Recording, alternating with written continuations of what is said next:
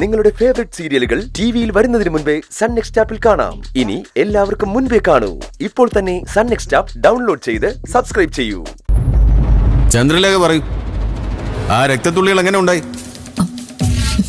Sir, പൊട്ടിയ കുപ്പി മേശപ്പുറത്ത് തന്നെ കിടപ്പുണ്ടായിരുന്നു. രാവിലെ എണീറ്റപ്പോ എന്റെ കൈ അറിയാതെ അതിലൊന്നും തട്ടി. അങ്ങനെ പറ്റിയതാ ഈ മുറിവ്.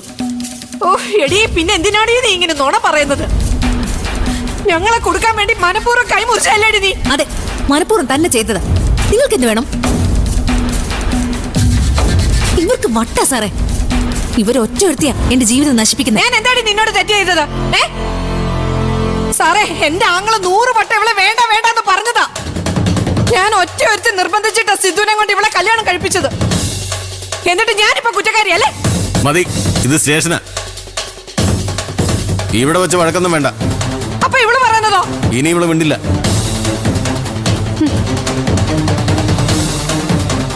നോക്കിക്കോണം രണ്ടിനെ.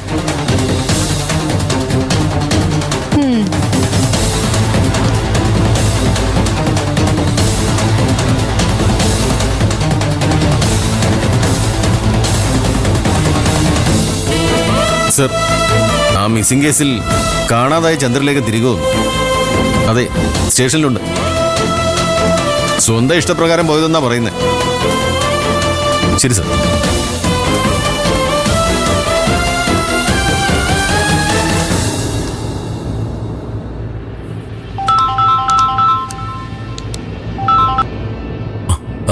Hello hello, സിദ്ധാർത്ഥനല്ലേ? ആ അതെ. നിങ്ങൾ എത്രയും പെട്ടെന്ന് സ്റ്റേഷൻ വരെ ഒന്ന് വരണം. കാണാതായ ചന്ദ്ര തിരികെ വന്നിട്ടുണ്ട്. ആ ശരി സർ.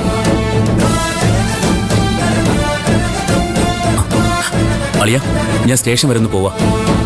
ചന്ദ്രലേഖ തിരിച്ചു വന്നു. അപ്പോ നമ്മൾ വിചാരിച്ചത് തന്നെ.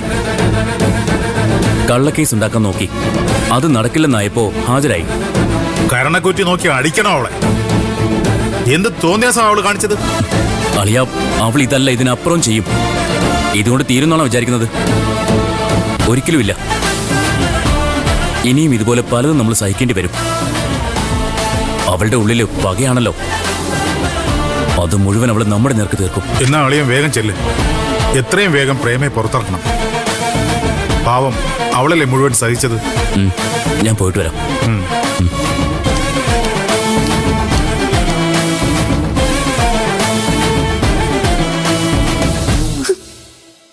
ഇതിപ്പോ 2ാമത്തെ തവണയാ മനോഹരേട്ടൻ എന്നെ തല്ലുന്നത്. അതും അവക്ക് വേണ്ടി. തല്ല് ഞാൻ സഹിക്കും, പക്ഷെ അപമാനം അത് ഞാൻ ഒരിക്കലും സഹിക്കില്ല. വീട് അവളുടെ പേരിൽ എഴുതി കൊടുക്കുമെന്ന് പറഞ്ഞതല്ലേ നീ ഉദ്ദേശിച്ചത്? പറഞ്ഞെങ്കിലും അങ്ങനെ ചെയ്യുമെന്ന് നീ വിചാരിക്കുന്നുണ്ടോ? അങ്ങേർക്കിപ്പൊ ഭ്രാന്ത് കയറിയിരിക്കുന്ന സമയം. വീണ്ടും വിചാരം ഇല്ലാതെ എടുത്തു ചാടി ഓരോന്നൊക്കെ ചെയ്യും, അത് ഉറപ്പാ. വീട് അവളുടെ പേരിൽ എഴുതി കൊടുത്താൽ നമ്മൾ പെടുവല്ലോ പാർവതി. പെടും. പിന്നെ അവളുടെ ആട്ടും തുപ്പും സഹിച്ചുകൊണ്ട് നമ്മളിവിടെ കഴിയേണ്ടി വരും. നമ്മളെ അവളുടെ ബാലിക്കാരിയാക്കി മാറ്റും. അത് ഞാൻ സമ്മതിക്കില്ലമ്മേ. എടി, നമുക്ക് എന്ത് ചെയ്യാൻ പറ്റും? എന്താ ചെയ്യാൻ പറ്റുന്നേന്ന് ഞാനൊന്ന് ആലോചിക്കട്ടെ. എന്റെ നിത്യമോൾക്ക് അവകാശപ്പെട്ടതാ ഈ വീട്. അങ്ങനെയുള്ള ഈ സ്വത്ത് അവൾക്ക് എഴുതി കൊടുക്കാൻ എങ്ങനെ ഞാൻ സമ്മതിക്കും അമ്മേ? പിന്നെ ഞാൻ എന്തിനാ നിത്യയുടെ അമ്മയെന്നും പറഞ്ഞ് ജീവിച്ചിരിക്കുന്നത്? അങ്ങനെ ഇപ്പൊ ദേവിക ഒന്നും അനുഭവിക്കണ്ട. പാർവതി, ബുദ്ധിപൂർവം വേണം നമ്മൾ എന്തും ചെയ്യാൻ. അവന്റെ വാശി കൂട്ടുന്നതൊന്നും നമ്മൾ ചെയ്യാൻ പാടില്ല. ഈ തോന്നിയാസം സമ്മതിക്കണമെന്നാണോ അമ്മ പറയുന്നേ? തലയ്ക്ക് സ്ഥിരതയുള്ള ആരെങ്കിലും ചെയ്യുന്നതാണോ അങ്ങേര് ചെയ്യാൻ പോകുന്നത്? എടി, എനിക്കറിയാടി അവൻ ചെയ്യാൻ പോകുന്ന ഒന്നും ശരിയല്ലെന്ന്. പക്ഷേ ഇപ്പൊ അവന് ബാധ കയറി നിൽക്കുന്ന സമയം. ഈ സമയത്ത് നയത്തിൽ വേണം നമ്മൾ പെരുമാറാൻ. സ്വത്ത് എഴുതി കൊടുത്തതിന് ശേഷം നമ്മൾ എന്ത് പറഞ്ഞിട്ടും പ്രയോജനമില്ലാന്ന് അറിയാലോ. പാർവതി, ആവേശമല്ല ഇപ്പൊ നമ്മൾ കാണിക്കേണ്ടത്. എന്തുകൊണ്ടായിരിക്കും അമ്മേ അങ്ങേര് ഇങ്ങനെയുള്ള വിവരക്കേടുകൾ കാണിക്കാൻ പോകുന്നത്? എന്താണെന്ന് ഞാൻ എങ്ങനെ അറിയാനാ? മോളെ, നീ ഞാനും ഒക്കെ ഇവിടെ ഉള്ളവരുടെ നന്മയ്ക്ക് വേണ്ടിയാ ഓരോന്ന് ചെയ്യുന്നേ. അവര് നേരെ തിരിച്ചു. മരുമോളെ സ്നേഹിക്കണ്ടെന്ന് ആരും അവനോട് പറഞ്ഞില്ലല്ലോ. അതിനുവേണ്ടി മകളെ ഒഴിവാക്കണോ? എന്നാണോ ഇനി അവന് നല്ല ബുദ്ധി ഉദിക്കുക? പ്രാർത്ഥിക്കാം, അല്ലാതെ വേറെ ഒന്നും ചെയ്യാനില്ല.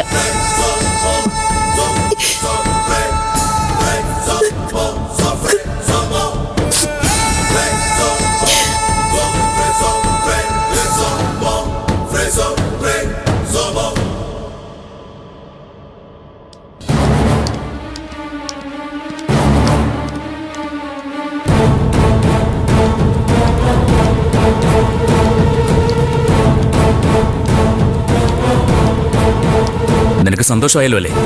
നീ ആഗ്രഹിച്ചതൊക്കെ സാധിച്ചല്ലോ. എന്ത് തെറ്റാടി പാവം എന്റെ ചേച്ചി നിന്നോട് ചെയ്തത്? അതിന് ഞാനെന്ത് ചെയ്തു? നീ ഒന്നും ചെയ്തില്ലേ? ഇവിടെ ഉണ്ടായ പ്രശ്നങ്ങൾ മുഴുവനും നീ ഒറ്റൊരാൾ കാരണം ഉണ്ടായത്. മനസ്സാ വാച എനിക്കൊന്നും അറിയില്ല. വേണമെങ്കിൽ എന്നെ വിശ്വസിച്ചാ മതി. നിന്നെ ഞാൻ ഇനിയും വിശ്വസിക്കണോ അല്ലേ? എടീ, നിന്നോട് കുറച്ചെങ്കിലും സ്നേഹം ഉണ്ടായിരുന്നെങ്കിൽ അതും കൂടി ഇതോടെ പോയി. ഇനി ശത്രുക്കളുടെ കൂട്ടത്തിലാ നിന്റെ സ്ഥാനം. ഇവൾക്കെതിരെ കേസെടുക്കണം സാർ. ഞങ്ങളുടെ കുടുംബത്തെ മനഃപൂർവ്വം നാണം കെടുത്താൻ ശ്രമിച്ചു. ഞങ്ങൾക്കെതിരെ കള്ളപ്പരാതി തന്നു. സാർ, ഇവളെ വെറുതെ വിടരുത്. കേസൊക്കെ ചാർജ് ചെയ്യാം. പക്ഷേ വകുപ്പൊക്കെ ദുർബലമായിരിക്കുന്ന വക്കീലായ സിദ്ധാർത്ഥനെ എന്നെ അറിയാലോ. സ്റ്റേഷൻ ജാമ്യത്തിൽ ചന്ദ്രലേഖ ഇറക്കാനാ ചന്ദ്രലേഖ ഏർപ്പാടാക്കിയ വക്കീൽ വന്നിട്ടുള്ളത്. വക്കീലിന്റെ കൂടെ എനിക്ക് ഇവരെ പറഞ്ഞു വിടേണ്ടി വരും. അപ്പൊ പിന്നെ എന്റെ പെങ്ങളോ? ചന്ദ്രലേഖ സ്വയം ഹാജരായതോടെ സത്യം പറഞ്ഞ ആ പരാതി ഇല്ലാതായി. പക്ഷേ ഇപ്പോഴും ജുഡീഷ്യൽ കസ്റ്റഡി തന്നെയാ പ്രേമ. അതുകൊണ്ട് നിങ്ങൾക്കൊപ്പം പ്രേമ ഇവിടെന്ന് പറഞ്ഞുവിടാൻ എനിക്ക് കഴിയില്ല. നാളെ കോടതിയിൽ ഹാജരാക്കും. അവിടുന്ന് നടപടിക്രമങ്ങളൊക്കെ കഴിയുമ്പോൾ കൊണ്ടുപോവാം. സാർ കുറിച്ചു വെച്ചോ. ഇതിനെല്ലാം ചേർത്ത് കണക്ക് പറയുന്നൊരു ദിവസം വരും. എനിക്ക് എന്ത് ചെയ്യാൻ പറ്റും? തെളിവുകൾ മുഴുവൻ നിങ്ങൾക്കെതിരായിരുന്നില്ലേ? സാറിന് വിശദമായിട്ടൊന്ന് അന്വേഷിക്കാമായിരുന്നു. അത് ചെയ്തില്ലല്ലോ. പകരം ആ റൂബിയുടെ വാക്ക് സാർ വിശ്വസിച്ചു. ഈ നിൽക്കുന്ന ചന്ദ്രയുടെ വലം കയ്യ റൂബി. ഇവർ രണ്ടുപേരും കൂടിയാ ഈ കുഴപ്പങ്ങൾ മുഴുവൻ ഉണ്ടാക്കിയത്. അതിന് സാറും കൂട്ടുനിന്നു.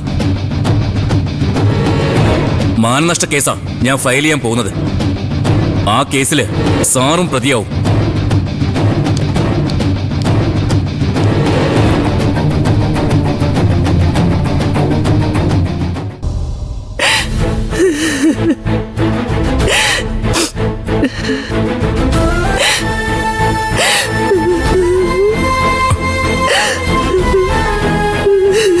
എന്തായാലും ഇത്രയും ക്ഷമിച്ചില്ലേ?